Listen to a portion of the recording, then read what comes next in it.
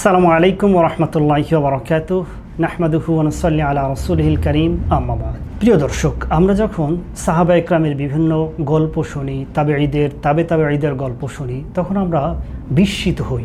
তারা কিভাবে রাসূলুল্লাহ সাল্লাল্লাহু আলাইহি ওয়াসাল্লামকে অনুসরণ করেছেন, কিভাবে ভালোবেসেছেন, কিভাবে তার পদাঙ্ক অনুসরণ করেছেন। আমরা হয়তো চিন্তা করি যে তাদের মতো তো আমরা মানুষ নই, আমরা তো তাদের মতো অনুসরণ করতে পারবো না। আল্লাহ তাআলা কোরআনে সাহাবা একরামের মতো ঈমান আনতে বলেছেন। সে সকল সোনার মানুষদেরকে আমরা কিভাবে অনুসরণ করতে পারি? আমরা কেন তাদেরকে অনুসরণ করতে পারছি না? আমাদের গ্যাপটা মূলত কোথায়? সে জিনিসগুলোকেই একত্রিত করা হয়েছে সালাফদের থেকে আমরা কত দূরে বইটিতে। এখানে আমরা জানবো তারা কিভাবে অনুসরণ করতেন, কোন জায়গায় আমাদের অনুসরণ করার গ্যাপ রয়েছে এবং সেটাকে আমরা কিভাবে ওভারকাম করতে পারি। কারণ আমরা যদি দুনিয়া এবং আখিরাতে সফলকাম হতে চাই, তাহলে অবশ্যই আমাদেরকে সালাফদেরকেই অনুসরণ করতে হবে।